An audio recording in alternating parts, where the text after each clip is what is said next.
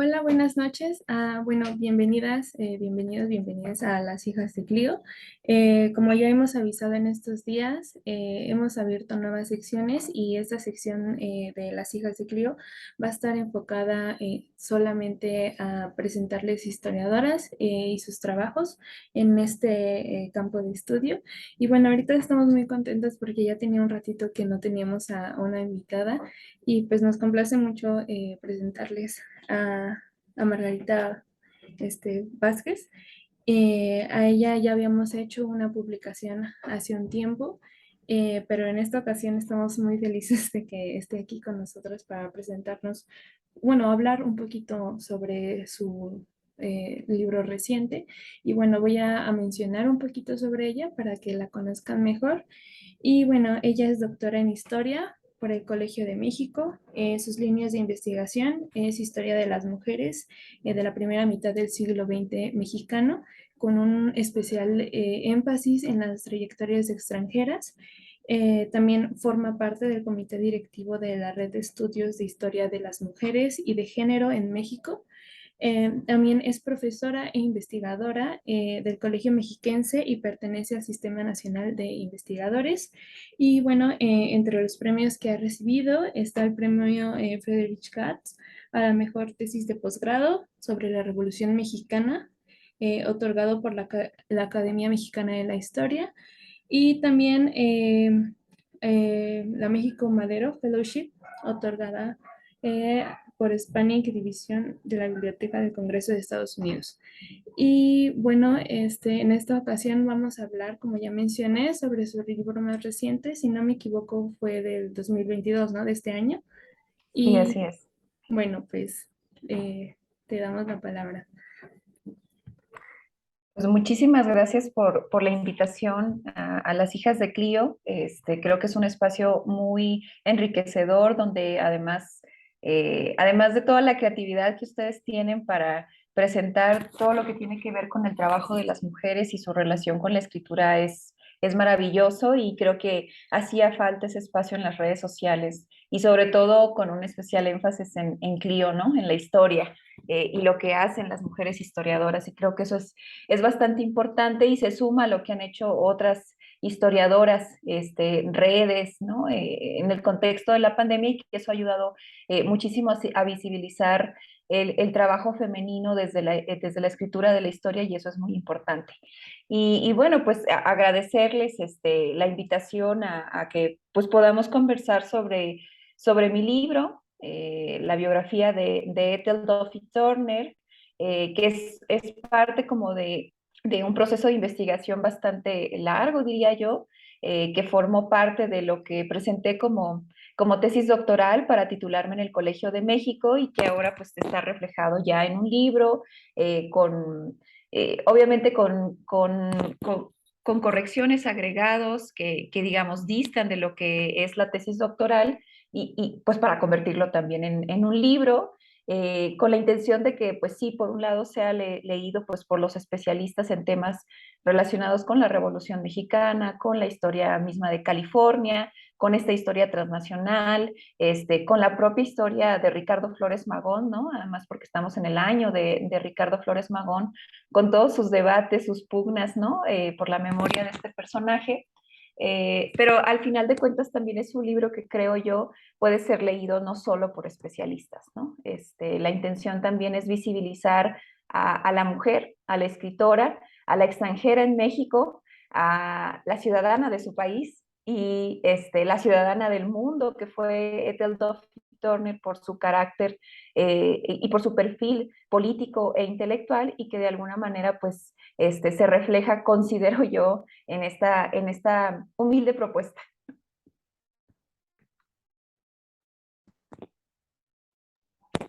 Sí, bueno, justamente leímos Ori y yo la introducción de este libro, de esta Ethel Duffy Turner, y bueno, justamente nos llama mucho la atención como el enfoque biográfico que le das, ¿no? Que pues justamente es importante, que no aborda como eh, la biografía de nada más mencionar, como exaltar tanto a la persona en cuestión, sino que también mencionas algo muy importante que son los momentos que dan como en el contexto y cómo eso también se junta con la experiencia de la persona y también eh, pues para dar una explicación más abundante, ¿no? Entonces, no sé si nos puedes a lo mejor como hablar tantito de este enfoque biográfico, ¿no? De la importancia de este enfoque de la biografía, especialmente como para el estudio de la historia de las mujeres.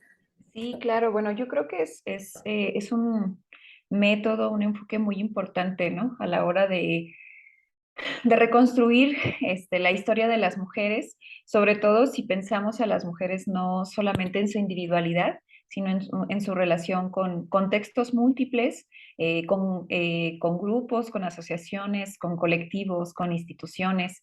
Digamos, esta idea de el individuo, pero en colectividad, ¿no? Al final de cuentas, en eso radica, ¿no? La esencia del devenir del ser humano, y en el caso de las mujeres es así.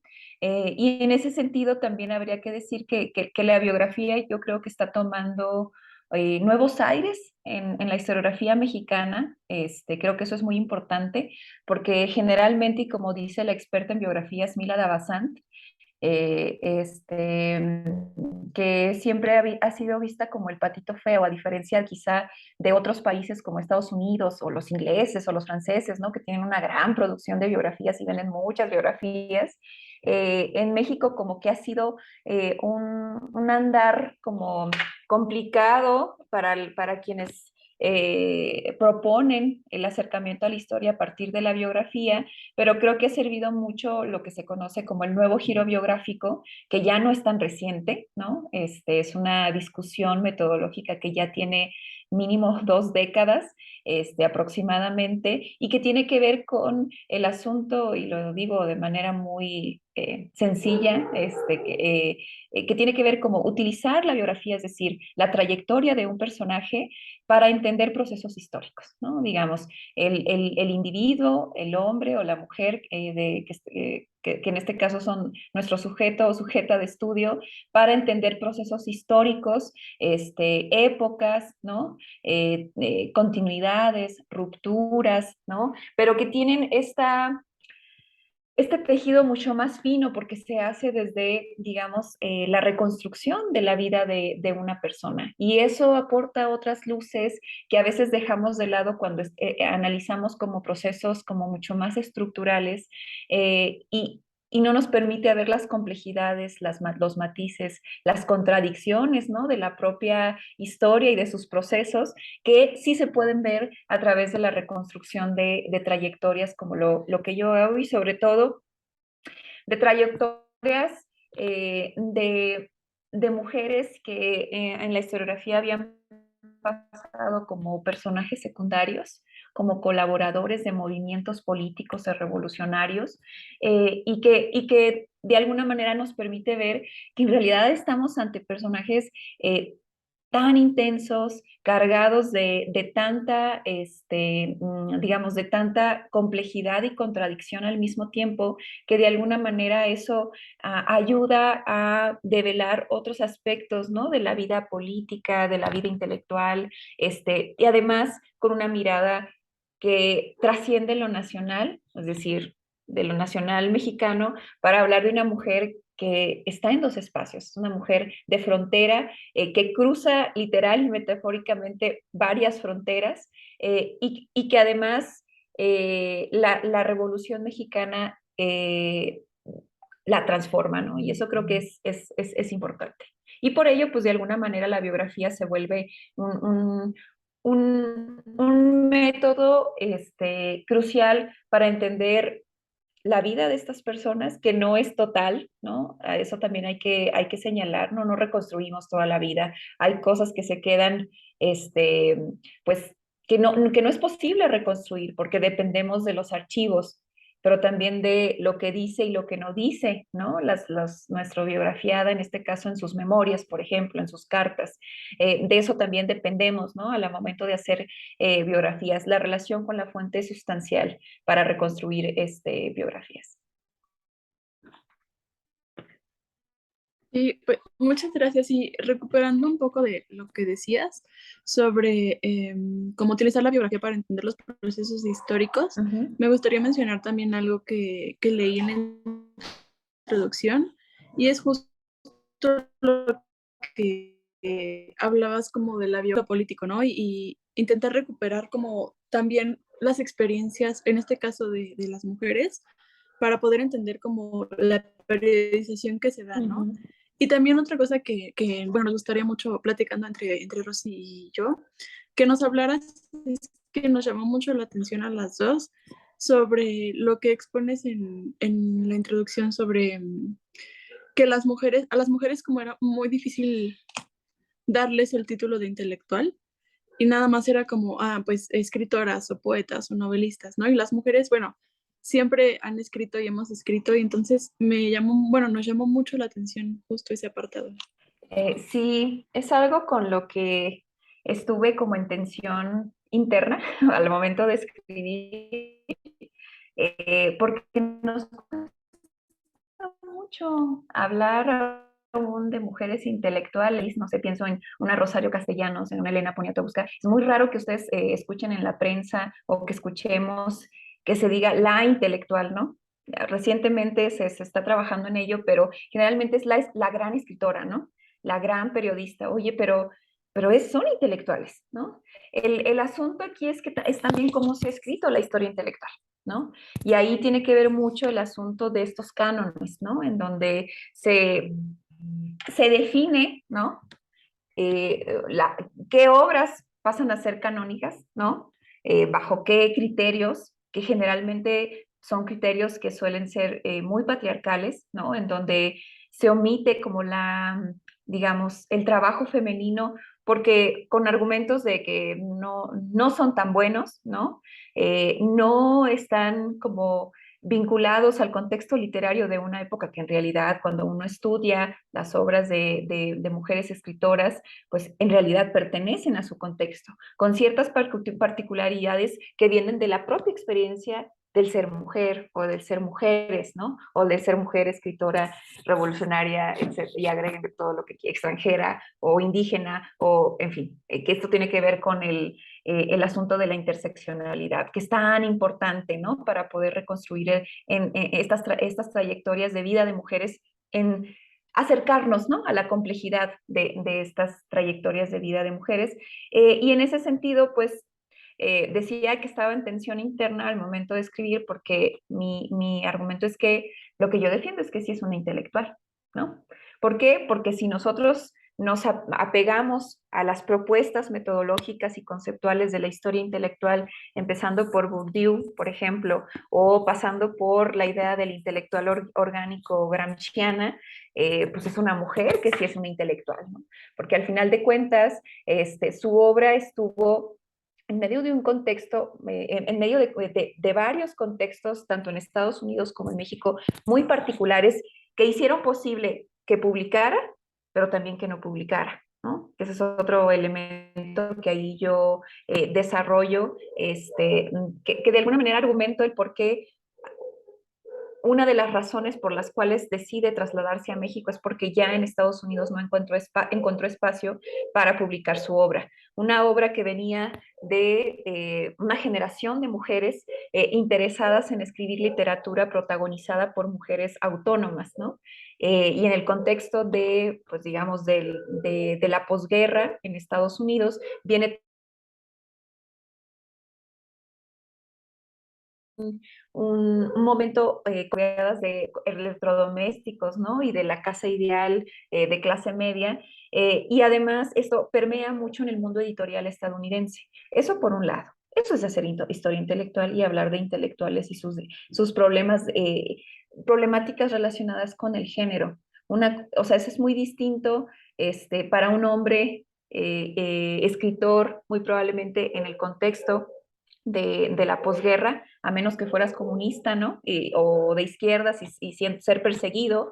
Este, y por otro lado, también yo reconozco que es intelectual porque cuando llega en México se relaciona con redes intelectuales ligadas al México posrevolucionario, se relaciona con instituciones editoriales o institutos como el INERM, que es recién fundado en la década de los 50, y que de alguna manera hacen posible que ella tenga un espacio para desarrollar su obra.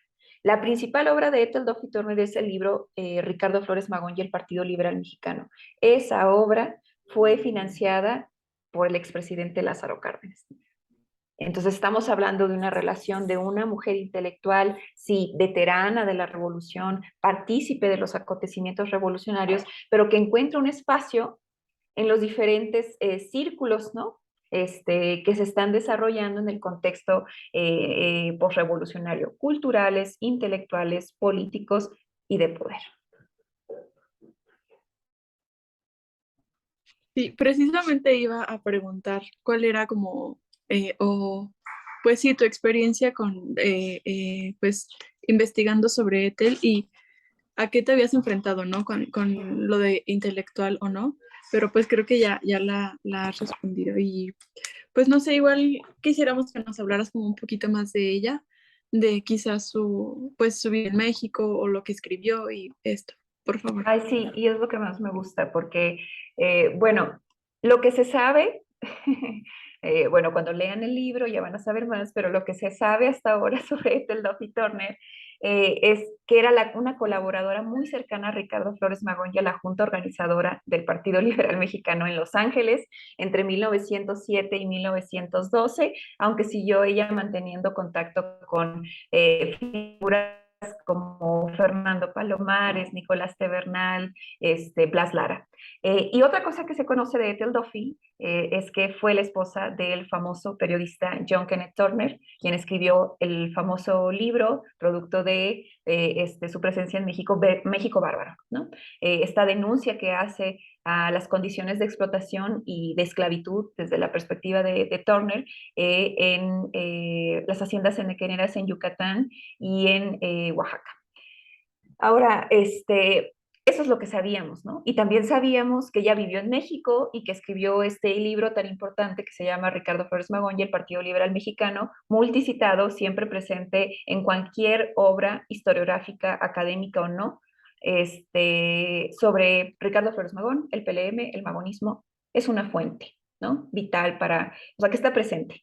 Eh, pero bueno, es una mujer muy interesante, una mujer muy comprometida con su tiempo. La podríamos caracterizar como socialista porque se vinculó al Partido Liberal Mexicano al lado de su esposo que ya pertenecía al Partido Socialista, pero sus ideas eran socialistas, ¿no? Este pensamiento de principios del siglo XX que se construye en un reformismo, en el proceso, digamos, en las demandas reformistas en Estados Unidos de finales del siglo XIX, que surgen en en un contexto muy particular en donde se da toda esta revolución industrial y un liberalismo salvaje, ¿no? En donde empiezan a surgir monopolios, explotación, pero al mismo tiempo están surgiendo ideas socialistas de defensa, ¿no? De los obreros, de sus condiciones de vida y condiciones de trabajo, que de alguna manera empapa a esta mujer.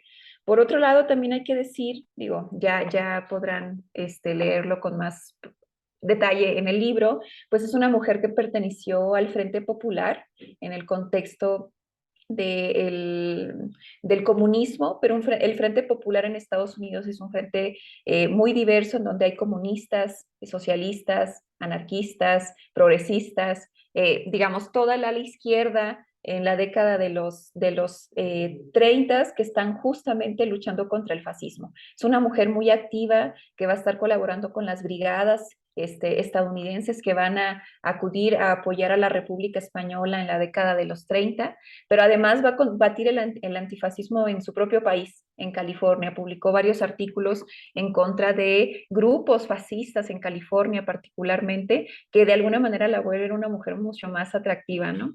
Y bueno, en ese sentido va su obra literaria, ¿no?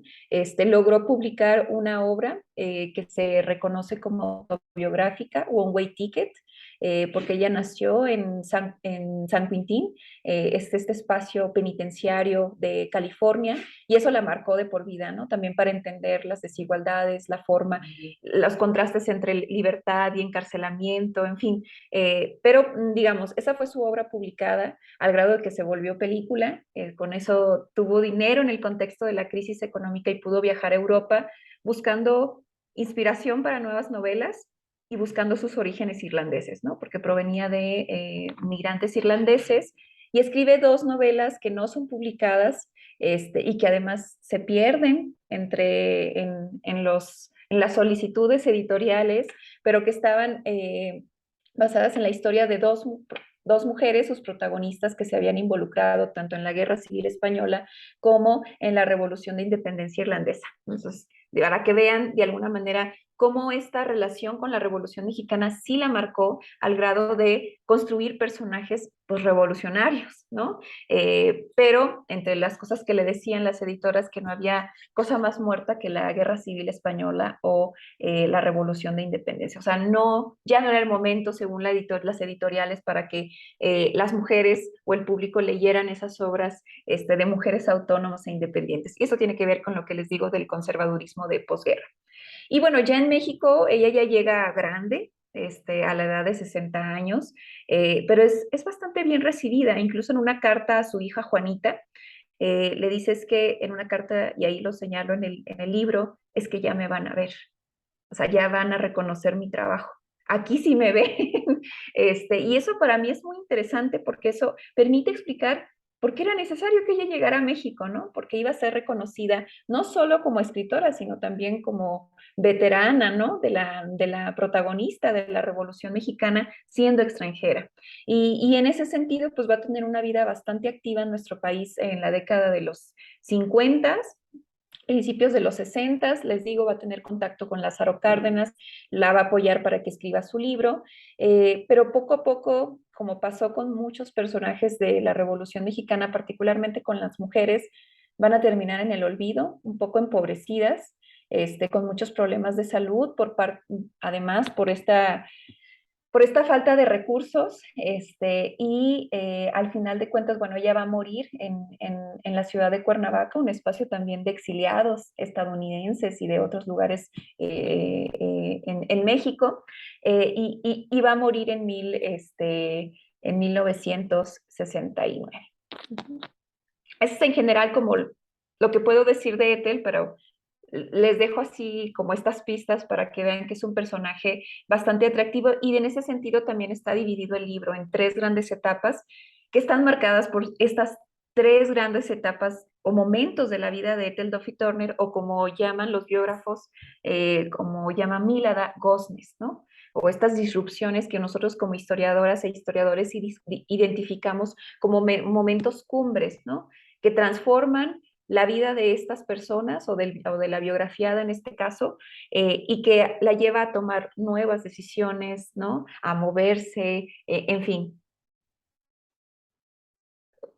Sí, justamente, ahorita que mencionas esto de las etapas y hace ratito del aspecto quizás socialista, de que ella era socialista, igual me llamó la atención que mencionas que también todo eso surgió como por esta ausencia, ¿no? De un acercamiento sobre su pasado, ¿no?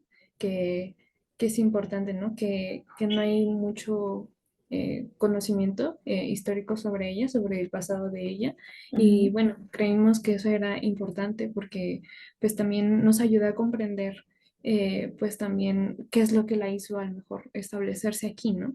Y bueno, justamente eso es algo que también nos llamó la atención, que quizá tenga el libro que nos muestras, que tiene esa parte de que nos ayuda a comprender el pasado de esta autora y también como sus experiencias y el contexto en el que se encuentra ella, a lo mejor al inicio del siglo, eh, la ayudó quizá también a establecerse aquí. Sí, definitivamente. O sea, lo que yo quería entender era por qué esta mujer, ya siendo una mujer ya adulta mayor, había decidido mudarse a México, ¿no? O sea, no entendía las razones, ¿no? Había que cavar profundo para entender o explicar de alguna manera las razones que la llevó a México, ¿no? Que la trajo acá. Y tienen que ver justamente con una cuestión de género en su producción intelectual, un cruce, ¿no? En la cuestión de su escritura, la forma de su escritura, y además su vínculo, ¿no? Histórico con México por su relación con el Partido Liberal Mexicano. Y bueno, ya para ir terminando, no sé si quieras hacer algún otro comentario de este libro. El libro se llama, porque creo que no lo mencioné al inicio, es Ethel Duffy Turner. Bueno, están los años de su vida, es 1885 a 1969, una existencia límite conmovida por la revolución. Y Sí. bueno, no sé si... Bueno, pues nada más hablar un poco del título. No sé si les saltó un poquito. Eh, pues obviamente un título distinto al de la tesis doctoral, porque obviamente también el texto se transformó, no es la tesis. Y lo que pensé es en John Reed, ¿no? Y este texto que escribió sobre la Revolución Rusa, como periodista estuvo en la revolución, y además contemporáneo de Ethel Duffy Turner, en los mismos contextos de la bohemia, del socialismo, incluso coincidencias con John Kenneth Turner respecto a la revolución en México. Estuvo también presente con Villa y John Reed. Eh, y el librito de John Reed, pues es eso habla de los días que conmovieron al mundo, que fue la Revolución Rusa. Y quise hacer alusión justamente, por un lado, señalar que no solo hubo hombres, ¿no?